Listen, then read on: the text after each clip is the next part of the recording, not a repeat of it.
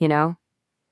Every now and then, something comes along that just changes everything. For the digital world, one of those moments was in 2008. That's when this mysterious figure, Satoshi Nakamoto, dropped a 9-page document online. And that document, the one we're diving into today, it's called Bitcoin, a peer-to-peer electronic cash system. It literally started a revolution. And right at the top, Satoshi lays it all out. This one sentence, it's the entire premise. A purely peer-to-peer version of electronic cash would allow online payments to be sent directly from one party to another without going through a financial institution. Think about that for a second. It's a huge idea. Digital money that acts just like cash. You hand it to me, I have it. No bank, no middleman, just us. So why was this so radical? Why did we even need this? Well, to get it, we've got to rewind and look at the problem Satoshi was actually trying to fix. We need to talk about the mess that was online payments back then. Satoshi's big point was this. The whole system we used for online payments was built on, well, trust. It was like a house of cards. You had to trust your bank, you had to trust their systems, you had to trust them not to get hacked. The idea with Bitcoin was to get rid of that shaky foundation completely, to swap out trust for something solid, something you could prove mathematically. Cryptographic proof. And that trust model, it came with a lot of baggage. For starters, transactions could be reversed. So banks had to step in and play referee all the time, which costs money, right? It's why you couldn't really make super small payments, like paying a few cents for an article. The fees would eat it up. And on top of that, merchants were always sweating about fraud, and we, as customers, had to hand over all our private info. It was just kind of clunky and inefficient. Okay, so if the old way was broken, what's the new way? What was Satoshi's big vision? It was a system that worked just like digital cash, cutting out that middleman once and for all. And that's really the heart of it. The goal was to let any two people, you and me, transact directly. No asking for permission from a third party. It's the digital equivalent of me handing you a $10 bill. It's simple, it's direct, and once it's done, it's done. All right, so how do you actually make this digital cash a reality? The first piece of the puzzle is what Satoshi called an electronic coin. But here's the tricky part. It's not a file. It's not like an MP3 that you can just copy. Instead, you've got to think of it more like a logbook or a chain of ownership. It's just a series of digital signatures, one after the other, that proves who owned it last and who has the right to spend it now. Okay, but wait, this creates a huge, huge problem. It's a problem you just don't have with a physical coin, right? If I give you a real coin, I can't also give it to someone else. It's gone from my pocket. But with digital stuff, what's to stop me from just copy-pasting it? And that's the absolute crux of the issue. If there's no bank, no central umpire watching everything, how can you possibly be sure that I didn't just spend that same digital coin twice? How do you prevent that? This is what's known as the double spend problem. And honestly, this is the whole ballgame. If you can solve this problem without a central authority, you've cracked it. This is the core innovation of the whole white paper. So how did Satoshi solve it? The solution laid out in the paper is, well, it's beautiful. It's not just one thing. It's a few different, really clever ideas that all lock together perfectly to make the system work. Here's the masterstroke.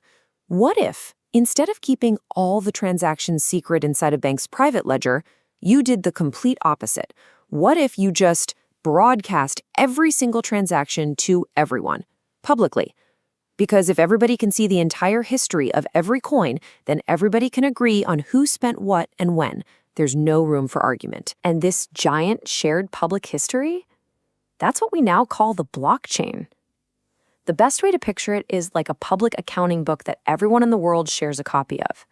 Every 10 minutes or so, a new page or a block of transactions is added. And that page is cryptographically linked or chained to the one before it, creating this long, unbreakable, permanent record. Okay, cool. But who gets to add the next page to the book? And how do you stop someone from going back and changing an old page? The answer is an amazing idea called proof of work.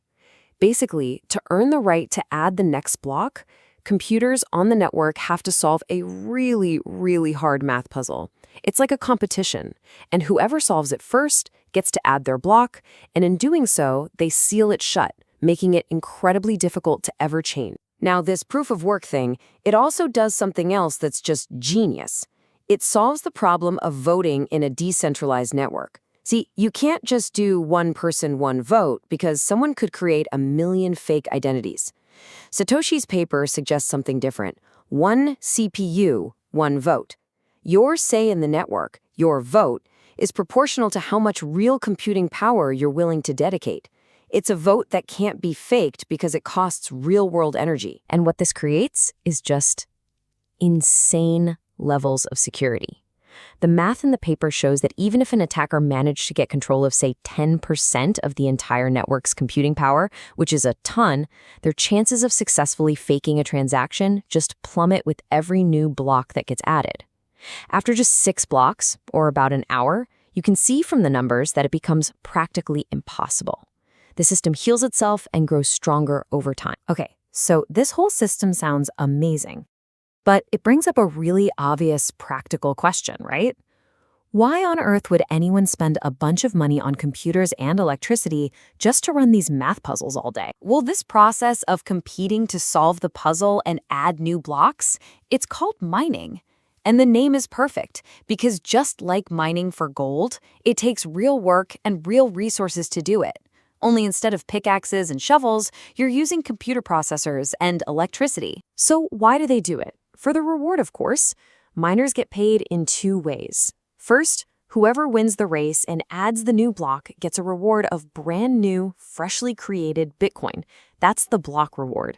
And second, they also get to keep all the little transaction fees that people included with their payments in that block. It's a powerful incentive to play by the rules. So let's put it all together. Let's walk through the life of a transaction. First, you broadcast your payment to the whole network. Miners all over the world grab that transaction and bundle it with others into a potential block. Then the race is on. They all start burning electricity to find that block's proof of work. As soon as one of them finds it, they shout it out to the network. Everyone else quickly checks their work. Yep, it's valid, and they add that new block to their copy of the chain. And then the race immediately starts all over again for the next block. It's this constant churning competitive cycle that keeps the whole thing moving forward and secure. So you see, it's not just one thing.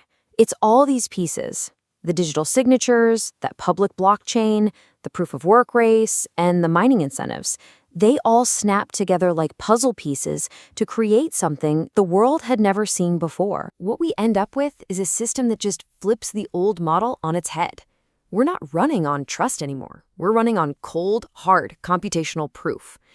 And the real genius of it is that honest behavior isn't just encouraged, it's actually the most profitable strategy.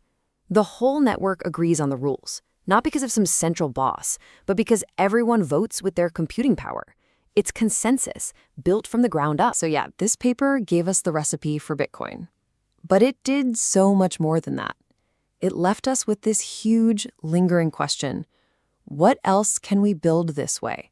What other parts of our world that currently run on trusting some company or some institution could we rebuild on a foundation of pure, verifiable mathematical proof?